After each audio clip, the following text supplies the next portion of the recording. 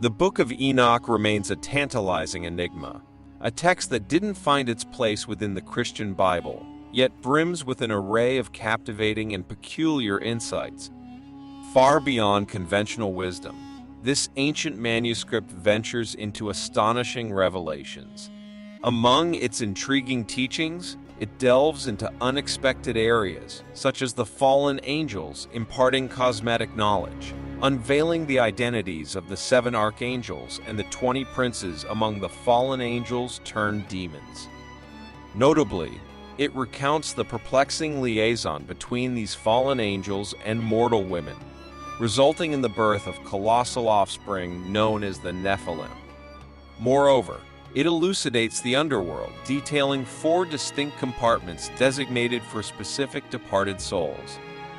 In this video, we unearth 10 startling, unconventional, and remarkable facts embedded within the Book of Enoch. Fact number 1. Unveiling the enigmatic watcher angels from the Book of Enoch.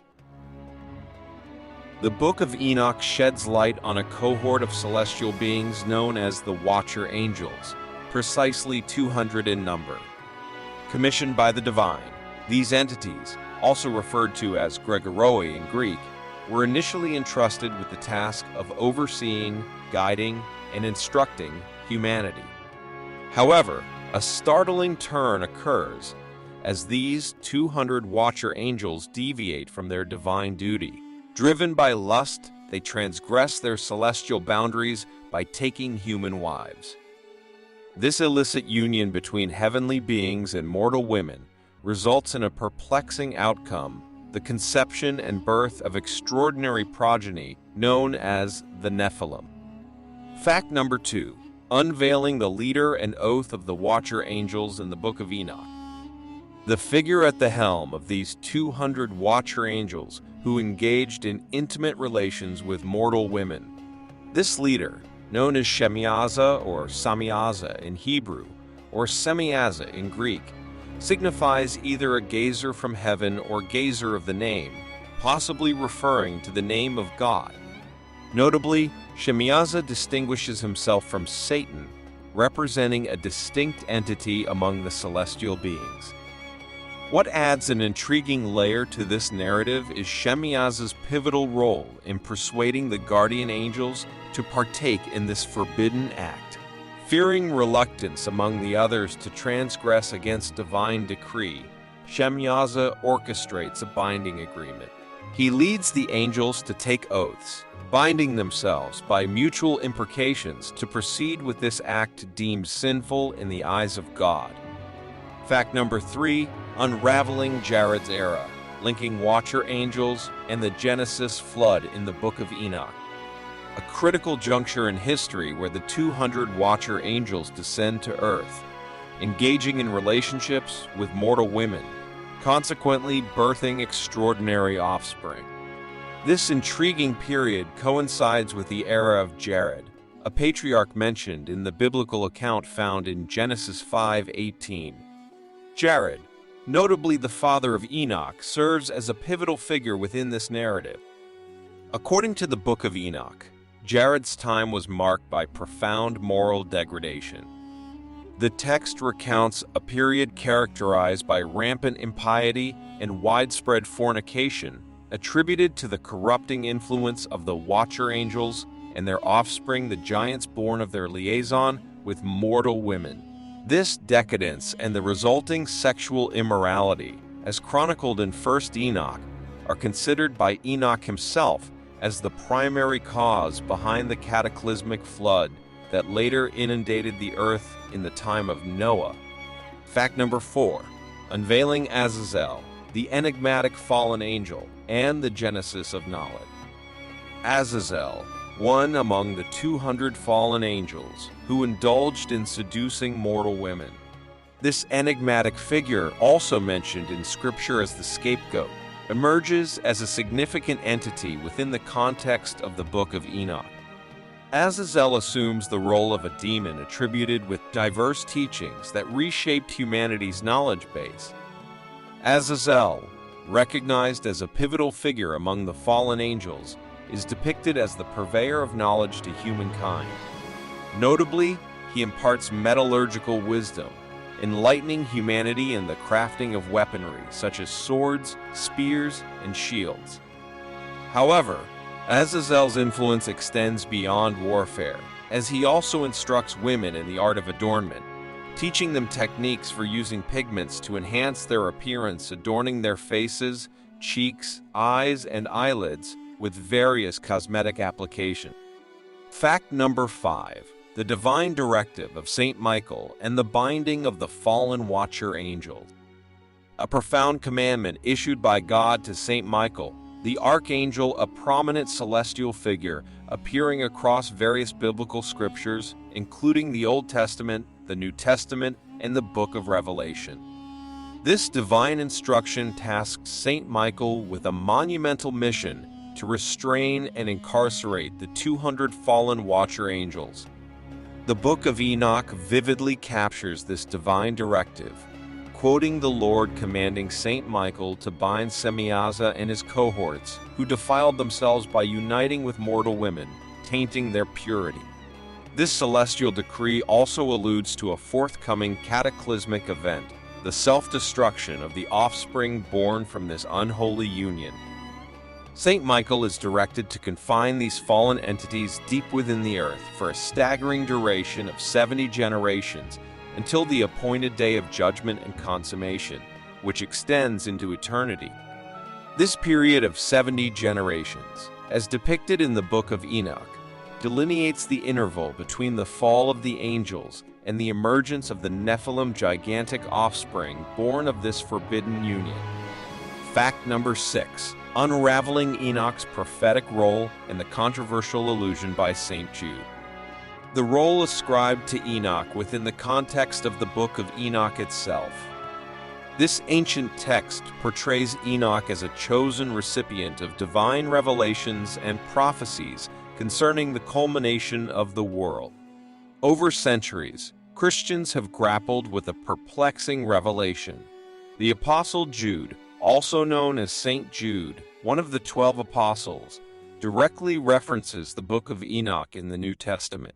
Saint Jude's citation of Enoch in Jude chapter 1 verse 14 serves as a pivotal point of contention.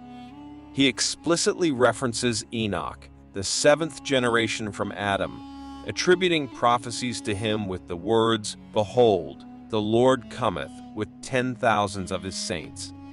This direct citation by a revered apostle underscores the belief in the validity and significance of the Book of Enoch. The controversy surrounding this ancient text stems from its exclusion from the New Testament canon.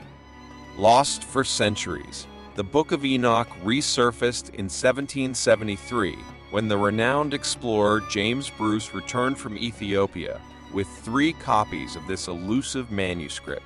Scholars subsequently recognized the verbatim match between Jude's citation and the contents of the Book of Enoch, addressing themes such as fallen angels engaging in relations with mortal women, resulting in the birth of giants known as the Nephilim.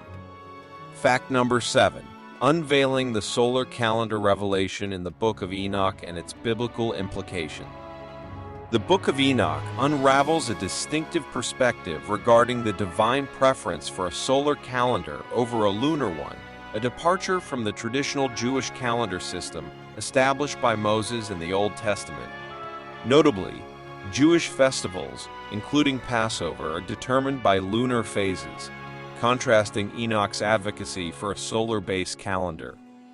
The intriguing aspect emerges from the book's promotion of a solar calendar, diverging from the lunar calendar ingrained in Judaic practices. The Book of Genesis further accentuates this peculiarity by attributing Enoch's lifespan of precisely 365 years before his divine ascension and alignment with the solar cycle of 365 days in a year. Enigmatic connections between Enoch and the number 365, coupled with his advocacy for a solar calendar, predate the Mosaic lunar-based calendar established during Moses' time. This divergence sparks debate and contemplation about the historical association between Enoch's solar-centric ideology and the conventional lunar-based timekeeping of the Jewish calendar. Interestingly, this revelation also intersects with conjecture regarding the timing of Jesus Christ's Last Supper during Holy Week. Some interpretations suggest a potential conflict between an Enochian solar calendar and the traditional Mosaic lunar calendar, leading to controversy surrounding the timing of significant religious events. Fact number 8. The Book of Enoch's critique of the Second Temple era and its theological significance. The Book of Enoch delves into a provocative viewpoint regarding the revered Second Temple in Jerusalem, reconstructed after the Babylonian exile under the leadership of Ezra and Nehemiah. According to the Book of Enoch, this reconstructed edifice fails to meet God's approval and is considered an unsatisfactory dwelling. The text metaphorically portrays the reconstructed temple as a tower and disparages the offerings placed upon its altar. It condemns the purity of the bread placed before the tower, asserting its contamination and impurity, signifying God's rejection of these offerings. This critical depiction aligns with a theological perspective found in the Dead Sea Scrolls, reflecting a particular priestly faction's dissent from the Jerusalem establishment. Fact number 9. The Son of Man in the Book of Enoch, a messianic portrayal echoing the New Testament. A striking focus within the Book of Enoch on the figure known as the Son of Man, an individual identified as the Chosen One, the Anointed, the Messiah, and the righteous Savior. The depiction of this Son of Man remarkably parallels the descriptions found in the New Testament, particularly concerning Jesus Christ. The Book of Enoch intricately details the attributes and actions attributed to the Son of Man. It describes this figure's anticipated reign, seated on a throne of glory, presiding over judgment upon the living and the dead, descending to earth to reside among the righteous, and administering justice by subduing sinners, kings, and rulers, opposing God's will. Moreover, it attributes a messianic role to this figure, heralding a time of salvation, becoming a beacon of light for nations, and ushering in an era of peace. However, a surprising twist emerges in chapter 71 of the Book of Enoch, where Enoch, upon seeing the Son of Man, is addressed by an angel as the Son of Man himself. This revelation poses a perplexing conundrum, raising questions among scholars like R.H. Charles, who find it implausible for Enoch to be unaware of his identity as the Son of Man.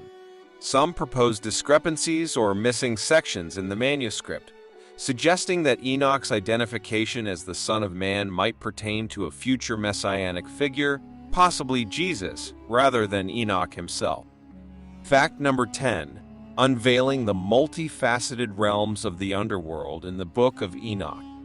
The Book of Enoch unravels the complexities of the underworld, often denoted as Sheol in Hebrew, Hades in Greek, and commonly referred to as Hell in English.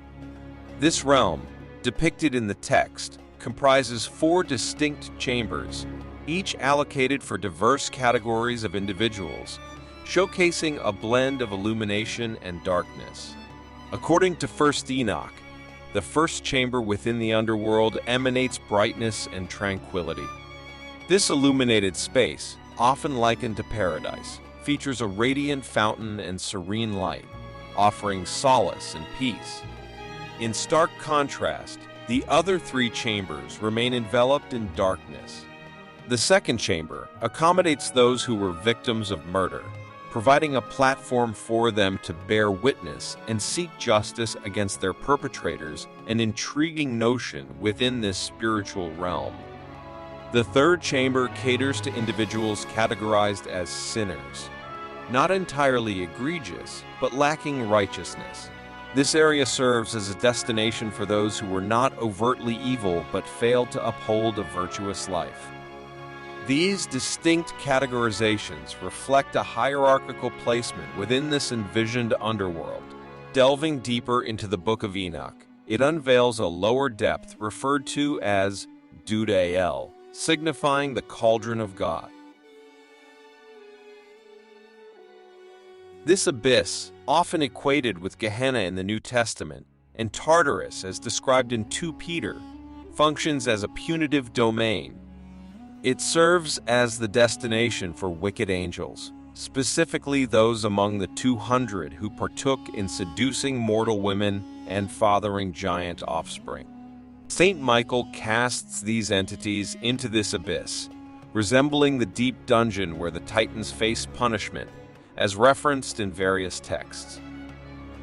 If you found this video enjoyable, please consider liking and sharing it. Additionally, subscribing to this channel will ensure that you receive more updates in the future. Thank you.